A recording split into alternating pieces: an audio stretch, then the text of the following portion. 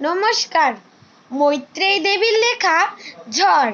ওমা সেদিন হাটের বারে মাঠের ধারে করতে গেছি খেলা দুপুর বেলা, এমন সময় এলোমেলো কোথা থেকে বাতাস এলো, হঠাৎ থেকে থেকে অন্ধকারে সমস্ত দিক কেমনে দিল ঢেকে।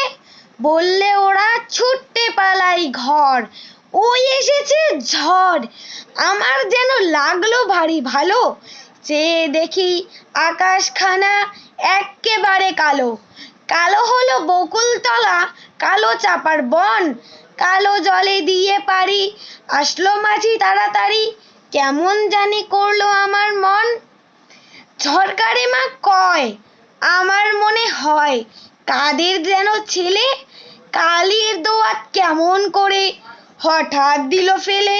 যেমন করে কালি আমি তোমার মেঝের ওপর ঢালি, হাসলো কোমল ঠোঁটটি মেলে, ভীষণ কেমন আগুন জেলে।